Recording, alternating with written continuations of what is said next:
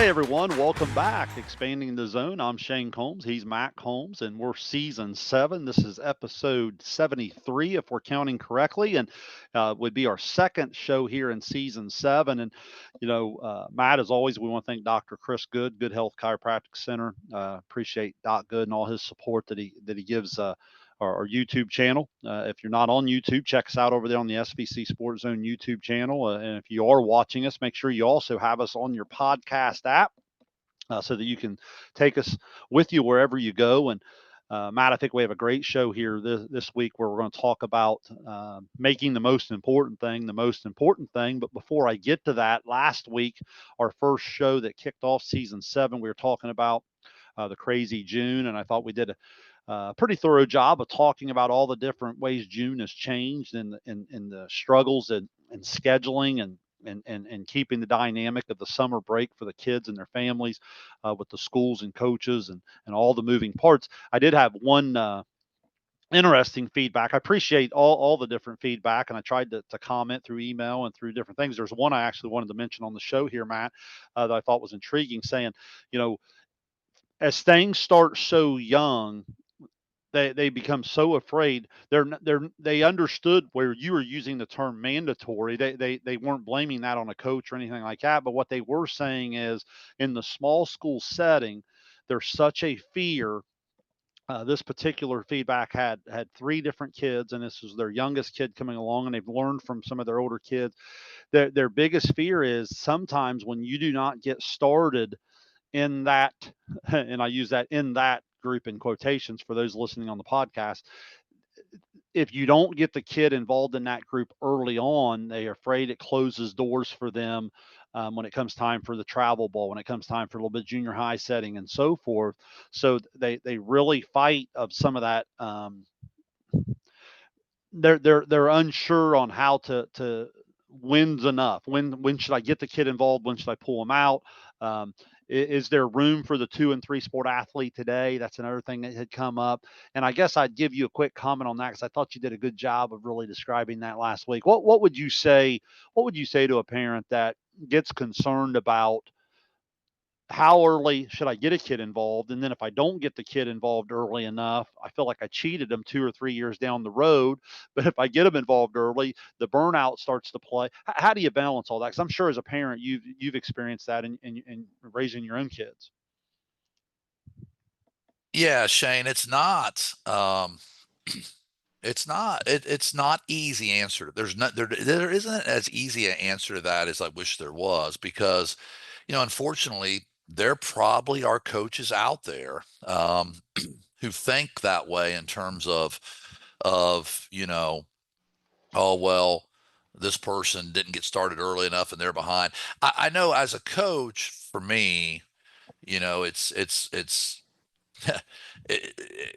when you start putting your team together for an upcoming season or whatever, it's real simple. That the players who play the best, who are the best, who accept their role and play their role the best, those are the guys that are going to play. I mean, I can tell you this, as a varsity coach, I'm not looking back and seeing how many workouts a kid went to in the 6th grade or 7th grade, but I think so. I would like to think that coaches aren't basing their judgment on that. Now, if parents are talking about literally falling behind from a skill standpoint, um, I would argue that there's missing a few things for family purposes or not overdoing it with your kids at a young age.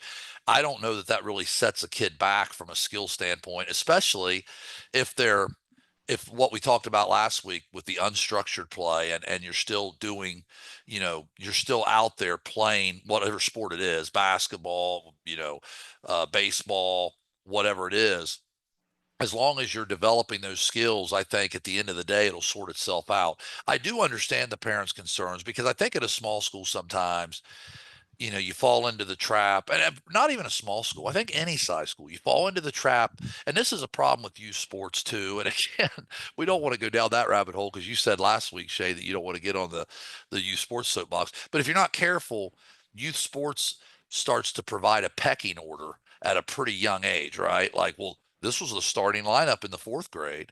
This was Yeah. the starting lineup in the fifth grade. So now parents get concerned, like, well, will my kid even have a fair chance when they get to the seventh grade or the eighth grade or the ninth? I would say my best advice would be don't panic. I think that it will sort itself out.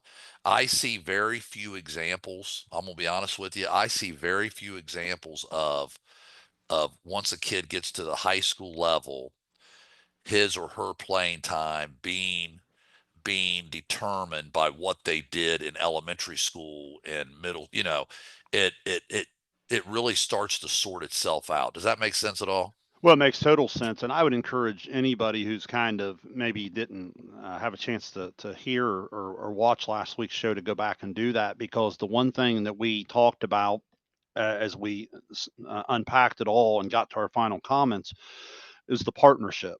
And it's Yeah. one of those things where if I follow what you're saying, there's no high school coach in their right mind that cares about who started in the third, fourth, fifth, sixth grade. They care about, as the kid progresses and how they're going about it there.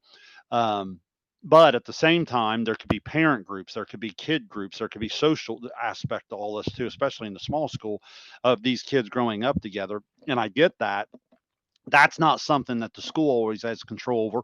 That's where the parent and the coach, that's that partnership as you go through all these different stages that you work.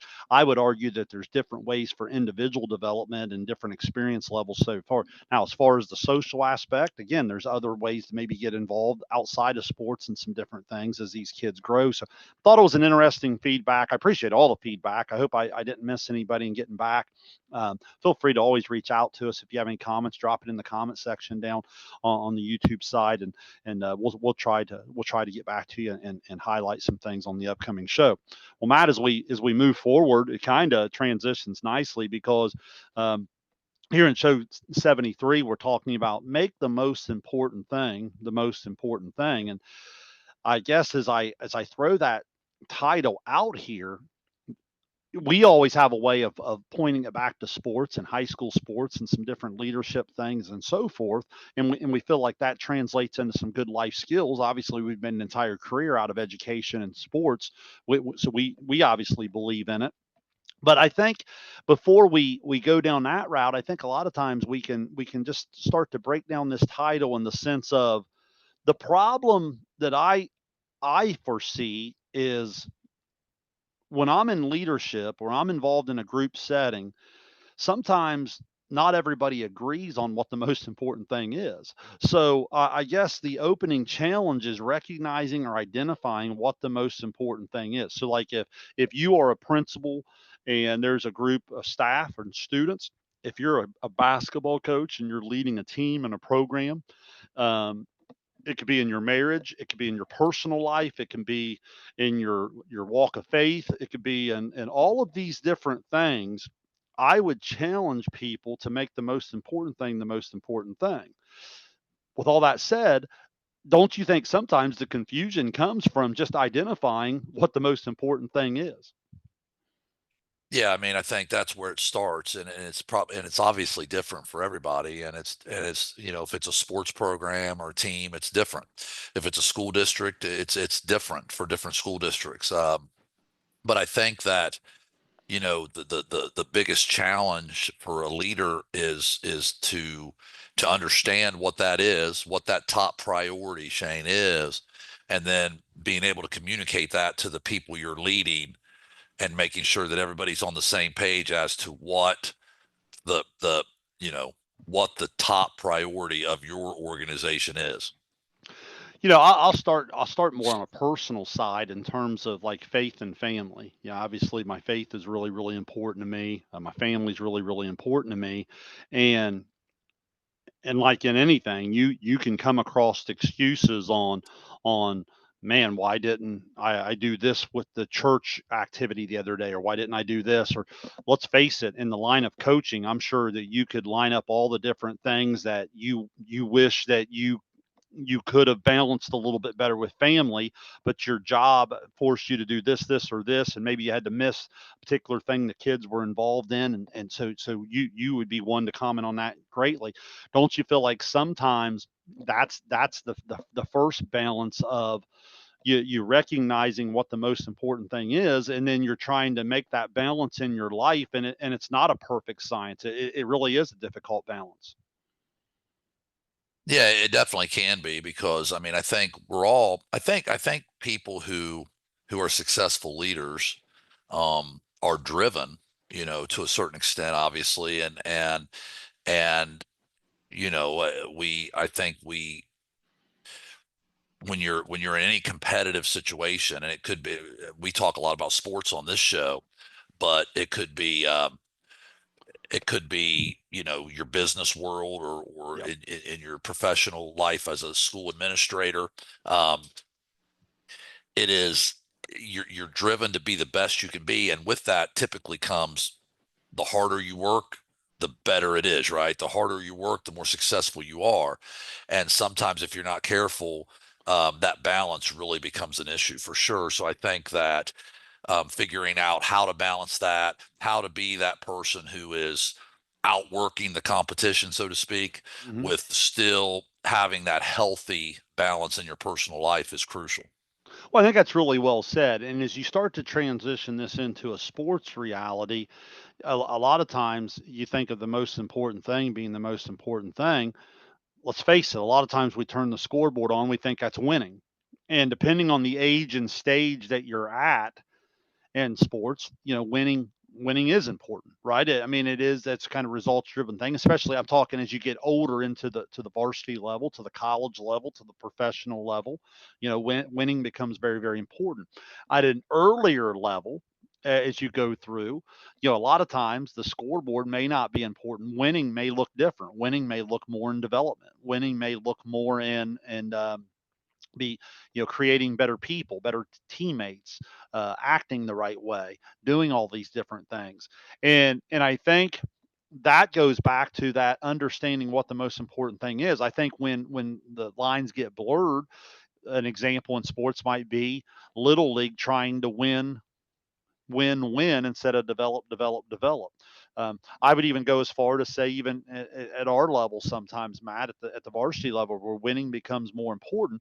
Sometimes, are you winning at all cost? You know what I mean? Is there an integrity issue, or there? Yeah, I don't know if you remember because we're on show 70, whatever now, but like all the way back, like one of our first things, we talked about cheating, and we talked about different things, and what's the line blurred in terms of being a competitive edge compared to just blatantly cheating. So there's an integrity issue, and there's different things there. But I think in Not this, not to interrupt you, Shane. I think that was the episode where you claimed that reneging in euchre was a strategy, but I don't want to go back to that. But I thought I'd just bring that up. well, I mean, we could recall Talk that show if about we winning at need all to, but cost. I like mean, for the it is a strategy with a punishment in the game if your opponent is capable of calling that. But again, we may have to revisit yeah, that yeah. show at one Sorry to point. interrupt. Go back to Uh, your thought.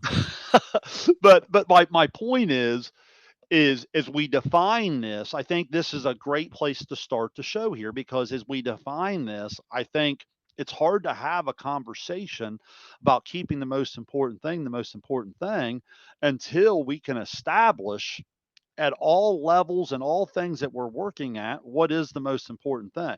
So, like, if I were to ask you as a varsity basketball coach, what are the most important things, maybe I'll even give you a plural there, that come to mind for you, because I mean obviously you want to win. Yeah, for me, and yeah, there's a lot of different things that fall into this, obviously, because I mean, ultimately, I think most coaches deep down, most people involved in education or coaching or whatever care about kids. Otherwise, they wouldn't be doing it. Um, and I think ultimately all of us want to see guys grow up and be successful people, and quality people, and I think most of us, at least for me, for sure, would like to think that maybe somewhere along the way in life that a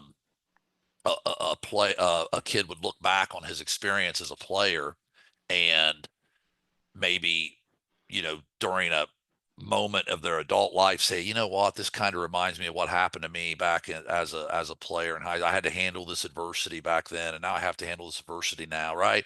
So you always hope that they can draw from that. Um, but I think narrowing it down to like within the particular team in a particular season, one of the things for me would always be just unselfishness or surrender the me for we in terms of, if we're going to be a team, I mean, the sport I coach is truly a team sport, right? You have to have five guys at a time working together, and everybody's, it's not like, I mean, the sport you coach in baseball obviously is a team sport too, Shane, but you can make an argument, and that if your right fielder and your catcher aren't always on the same page, it's probably not the absolute end of the world. But like in basketball, it's literally, as you know, five guys moving around in a small space at the same time, and you're trying to work together. So there's a certain chemistry, there has to be putting the team first, because if there's selfishness out there, if there's one or two guys kind of worried about what just themselves, then it just doesn't work. It doesn't flow, and you have problems. So for me, I guess if I was starting with what the most important thing is, it's it's can we as a group put the team and our success first in front of everything else. I mean, we all have, there's going to be moments of selfishness. There's going to be moments where we worry about ourselves. That's human nature, right? It's human nature for a kid, if he misses his first five shots, to start thinking about him a little bit. And oh man, I'm doing this, or what am I doing? But and that's normal and natural. You're never going to rid yourself of every ounce of this. But I think ultimately is our priorities or team success. Is that what it's centered around? And I think so. That for me would be what the most important thing is. Yeah, Matt, what are the challenges there when real life does take over and some of those things just maybe don't match up. You know what I mean? Like when you're talking about someone who's coached for years and years and years, and you're dealing with a high school kid who's just got normal high school feelings. Mhm. Maybe they want to be all league, or they want to be, they want this batting average, or they want to score this many points, or they want this, they want to score this many goals, or they want to, whatever the sport may be. Maybe the young lady wants this many kills in volleyball, or whatever it may be. In terms of when that does or doesn't match the team goal, what are some of the challenges that coaches face, that as you start to bring that together from a team chemistry standpoint? Well, it's the toughest. It's probably the toughest challenge. I don't want to speak for other coaches, but for me, it has always been the number one challenge, or the toughest challenge, because ultimately, you're trying to get kids to understand. My high school coach used to say all the time, you know, individual recognition comes through team success. So in other words, if your team is more successful, you as a player are going to get more recognition, regardless of like what level you on. And we see it all the time, Shane, and all league voting, right? The player of the year typically comes from the championship team, right? So your best player is going to get more recognition if your team is successful. Now, let's take it all the way down to the kid who sits the bench most of the time or barely gets in the game. We just had our baseball team just made the state Final Four, right, at Uniota. 10, 15 years down the road, there's going to be some reunion of that team 20 years down the road, right? They're all going to get together, and the very last player on that team is going to get recognized and going to be remembered because he was on that team. Does that make sense? The Hmm. best player, yeah, the best player got recognized because he was player of the year in the league, and he gets recognized at a district level or state level. And people remember like, oh, this kid was, the pitcher and the best. But like also it's the kid, when I was on a team in 1991 that played for a state championship, okay? And when we get together as a group for the reunion, nobody's talking about who made all league. Nobody cares who the best players were. We're just having fun and we're remembering all the things we did together. And it could have been the kid who never got in or the kid who played 30 minutes a night. And we're all the same now, right? So my point is trying to get kids to understand at 15, 16, 17 years old that really your individual recognition is going to be tied to your team success in some way is a challenge because to them right now is the rest of their lives. They don't understand that this eventually is going to be just a small part of who they are, right? This is everything right at the moment. And trying to get kids to understand that is definitely difficult. And let's be real honest, we live in a society today where everything is magnified. There's any type of your recognition used to be, oh, did you see my picture was in the paper, or they had an article about our team, and now it's just everywhere, right? Like there with social media and everything, your recognition and your Get um, Facebook credit. yeah, yeah, or like even these organizations. I mean, you work for the media as a side gig, right? You've done things for radio, you've done things for social, you've done things, and what do you guys do, right? You're after the game, you're sending out a tweet, an update. Here's what happened tonight. So and so had 17 points and 10 rebounds. So there's that immediate recognition, and I think some kids feel pressure to want to have that. Um, and that makes the job of a coach challenging to help them understand, hey, um, it's okay to have those individual goals, but ultimately it's got to be about us as a group. Yeah, it's interesting when you're talking about the society, and in terms of what I see sometimes is, like, some people might use the term the backhand compliment.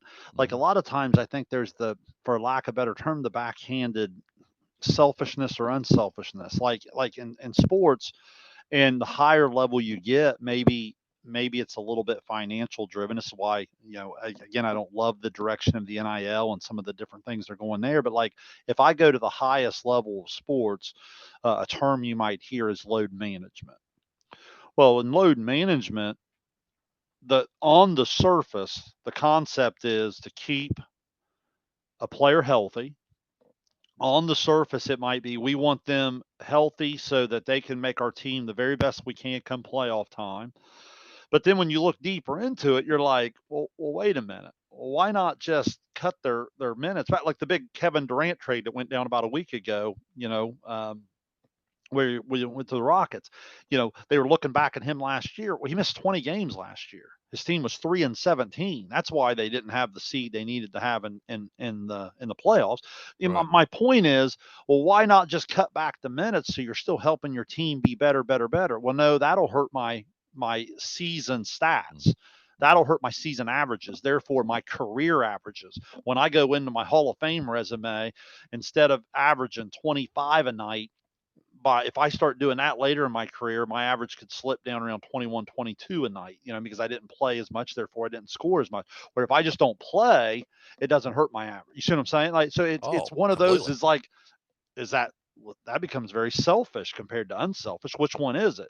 Was the goal to stay healthy and be there for your team in the playoffs, or was it your goal to get your next contract?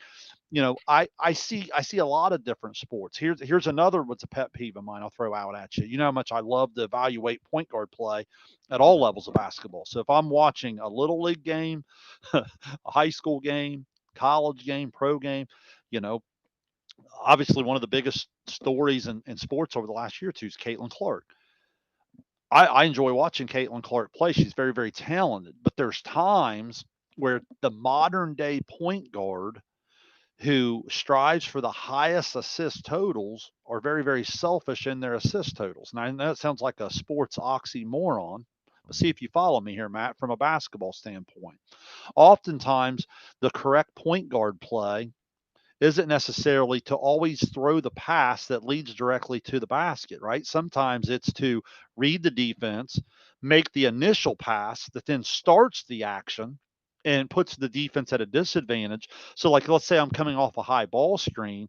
oftentimes I'm not just going to be able to throw it straight to the roll for the layup and the assist, right? A lot of times I'm going to have to read the defense and I'm going to have to make a quick pass followed by another pass, maybe even a ball movement that ends up leading to a really high percentage shot for my team. Well, that's not my assist, but that's great point guard play.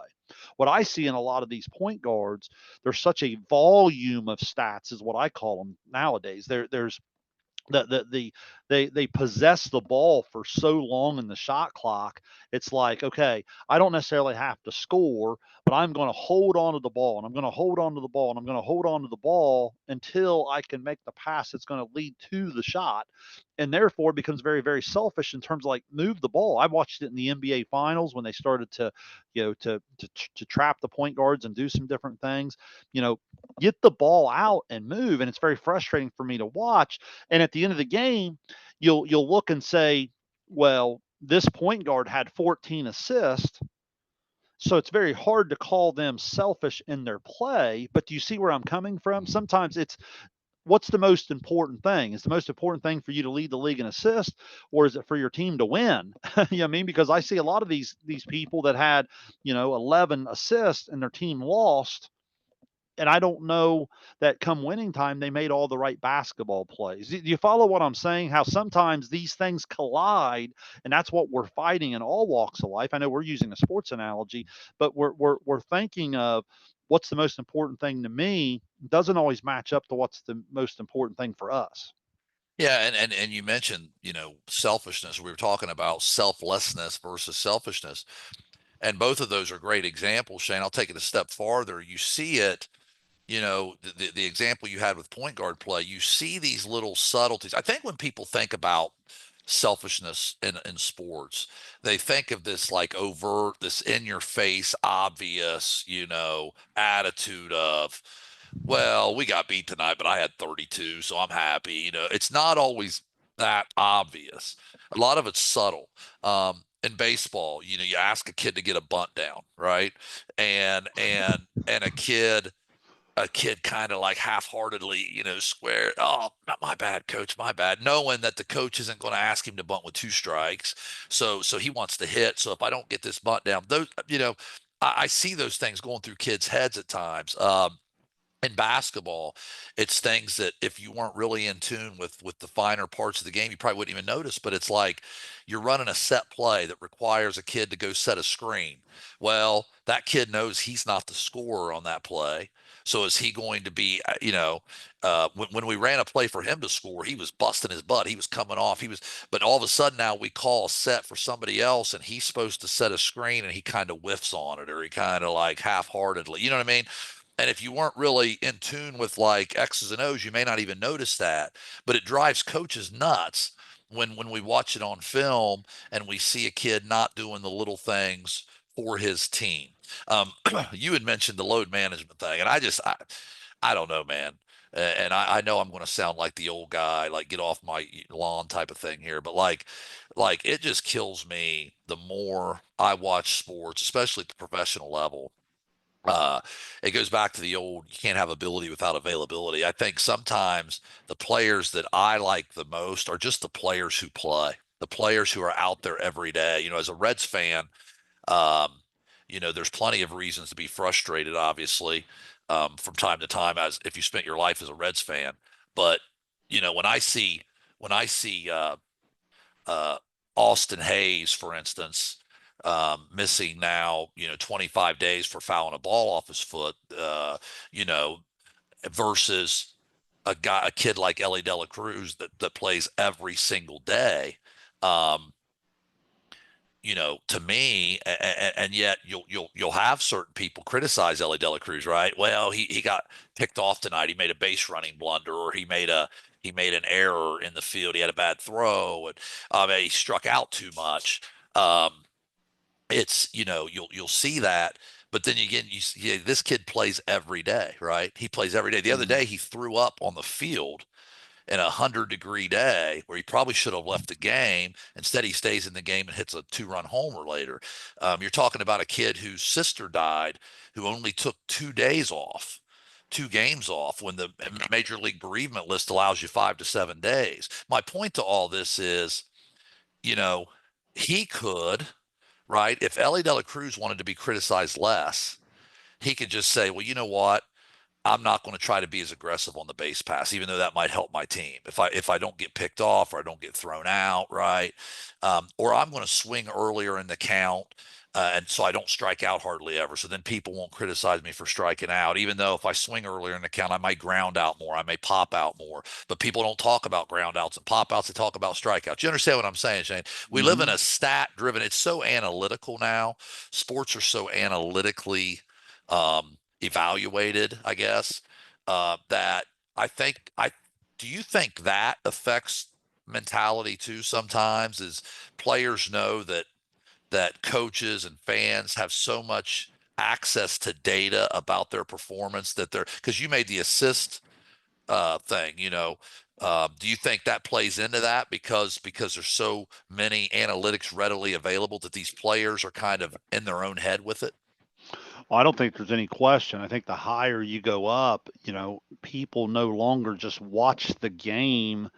You can't turn a baseball game on and not have someone tell you like how hard the guy just hit it. Oh, it was 111 mile per hour off the bat. Well, Right. I mean, I don't know that I knew it was 111 mile, but I knew he hit it really hard because I watched it. Yeah. Yeah, I mean, Yeah. like, and I've watched baseball the last 30 years, so I can tell like, oh, he hit that hard, or oh, he didn't hit that so well. You know what I mean? But like, Yeah. if you put a number with it, so it's like, you know, it's all the way down to where like if I have a great batting average, well, it says the analytics say that I'm getting lucky.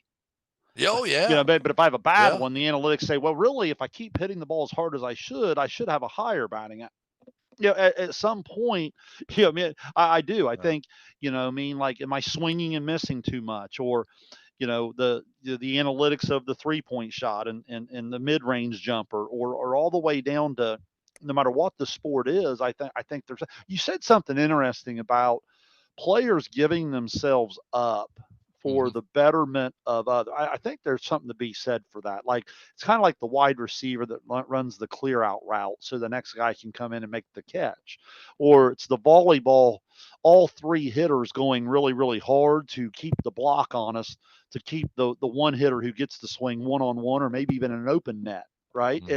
It's that's a really intriguing thing to me in sports, but don't you think now that's keeping the most important thing because you're putting team success first and winning first and all of those things. I think we'd agree with that. But don't you think that is established way before some X and O where an offensive coordinator put a great route tree together to get a guy open for a 10-yard catch? Don't you think that comes all the way back to the foundation of your culture in terms of what you're establishing? And that would go back to no matter what age and stage you're at in terms of just of work ethic and being a great teammate. Is that not fair? Yeah, well, I think it goes back to when we're talking about putting first things first here. My example was selflessness. That's what I consider in our program what I want to be the first thing, and just team success coming first. But again, this could be anything, right? The first thing could be anything. But to your point there, Shane, whatever that is, as a leader, you have to get that started way back at the beginning of your organization, right? Like, so in other words, as a coach, you've got to set that example, like you just said, early on. Are we teaching that? Are we teaching that at the seventh grade level, eighth grade level, even the pee wee basketball level, right? In my case, but if you're running an organization, let's say you're a CEO, are you teaching your company's culture the first day somebody got hired at an entry level position? Because that's where it starts, right? Um, so I agree with you. I think that whatever that top priority is, that has to go way back. If you're a school administrator, you know, you're establishing your culture on that new teacher in service day, right? On the first work day of August, that new teacher in service day where the principal or superintendent's meeting with that all those new hires, you're establishing it right then. It's funny. I always think back to one of my favorite. I've quoted it on the show before. One of my favorite movie scenes of all time is in the Miracle on Ice when Coach Brooks is putting together his roster, and they're supposed to have this, you know, multi-day tryout thing or whatever. They got the best hockey players in the country coming in, and the assistant's like, whoa, you're missing some of the best players, and he's like, I'm not looking for the best players, I'm looking for the right ones, Right. and it kind of goes back to what you're saying in terms of the culture thing. If you take three different stakeholders and they all are trying to work to a common goal, but they all want some things along the way. I don't know that that's bad. I mean, Mhm, I think that's human, right? I think we can sit here and try to paint the perfect picture about oh, we should all be selfless and we mhm, should do this. mhm, Human nature might say that a teacher would like to have a couple of these things in their classroom, and a principal would like to have a couple of these things, and then the higher local administration might want great test scores. And as we all work together to try to get some of the things we want, we go to those particular goals in the end of winning, right? mhm. I guess the question I would ask you, oh Matt, to get to that, does there need to be a compromise? I mean, with if you don't or can't compromise, is it possible to be successful?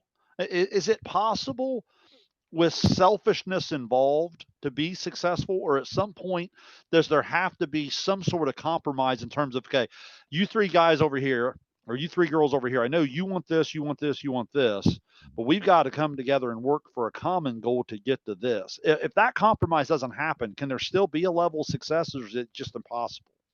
Yeah, I think there can be a level of success. I would argue that if you truly had some issues with selfishness on your team or your organization, there would be a ceiling. Your ceiling would be a little lower, if that makes sense. Mhm. It's going to catch up to you at some point. Now, you may be talented enough to get to a certain point, and depending on what level of that you're dealing with, because like you said, there is some of that that's human nature, and listen, there might even be some of that that's a little healthy if it's driving you to work harder as a player to try to Right, accomplish more. right. And I think sometimes too, as a coach, like we're in the off season right now, and I see guys with on my basketball team, I can tell that there are guys who, you know everybody's in a different spot in terms of what they're trying to accomplish for themselves right now. Like if you've got a kid who's been a 2 or 3 year starter and he's all district,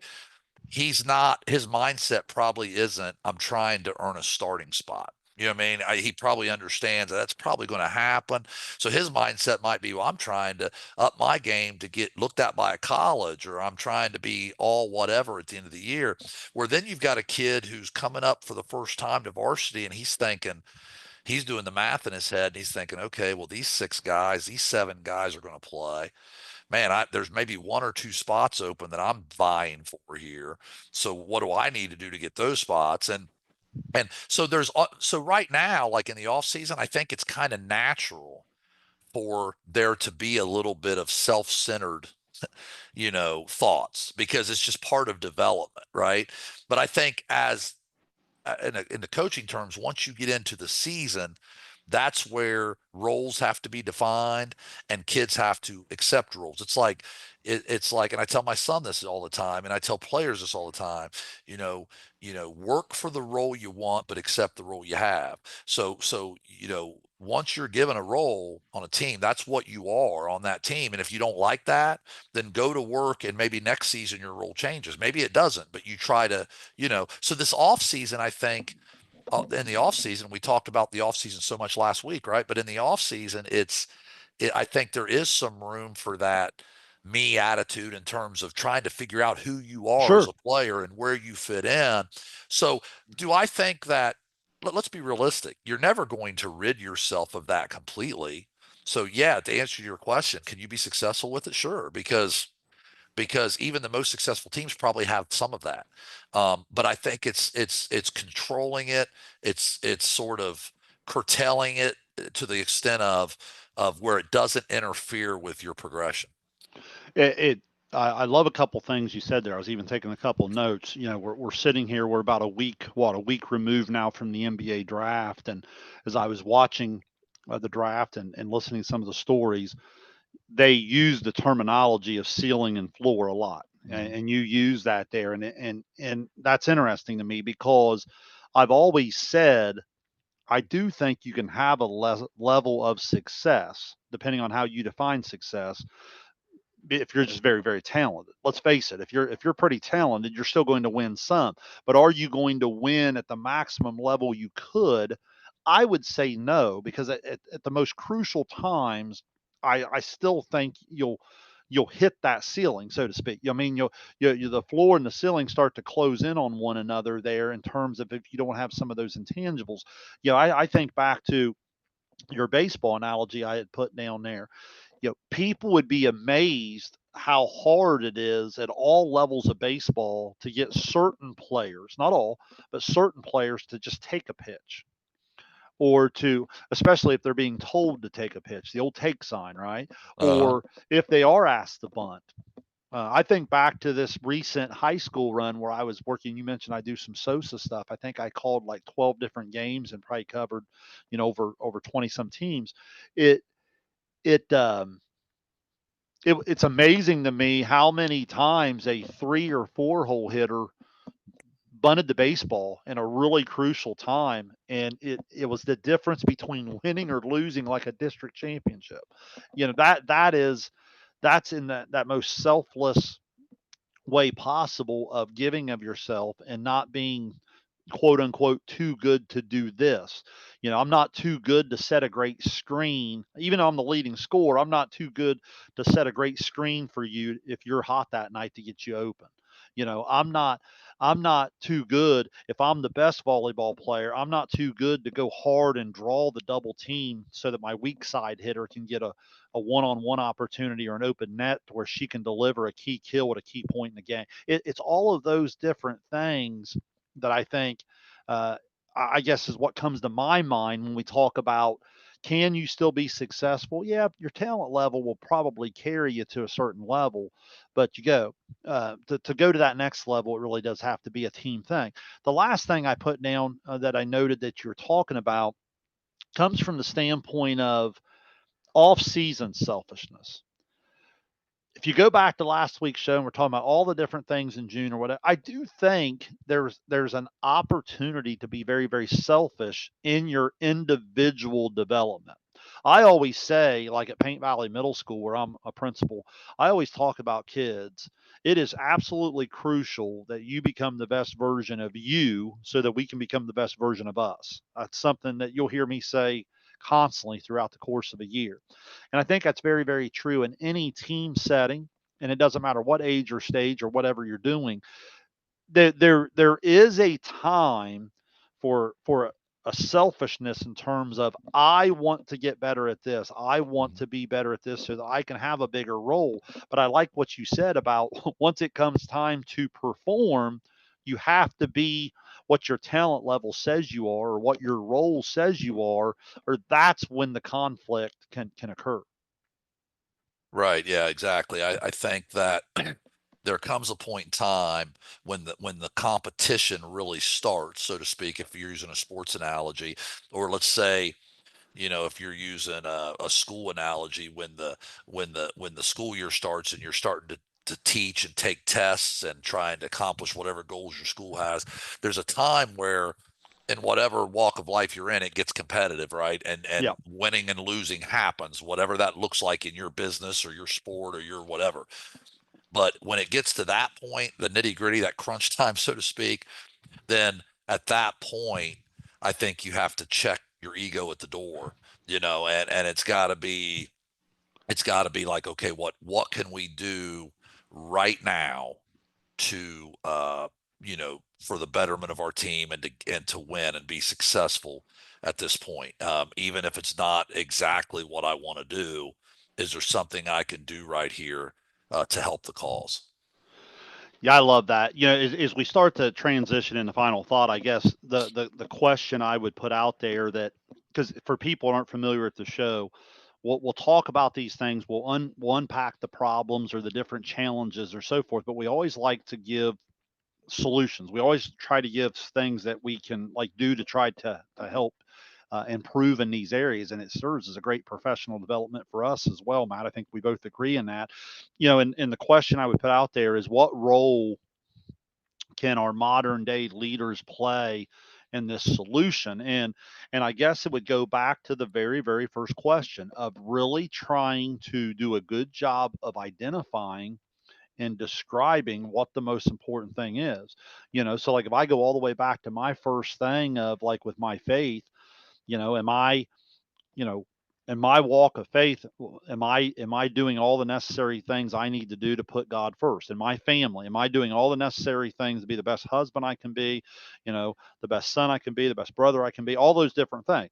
If I go all the way down to my job, am I doing all the things to stay up on my craft and to lead and to be the best support that I can be as a coach? And no matter what it is, don't you feel like the answer to that question is being able to properly define what the most important thing is, why it's the most important thing, and how you're going to best accomplish that? And that can be for you personally, and therefore for all the different people that you're trying to lead as well. Am I saying that correctly?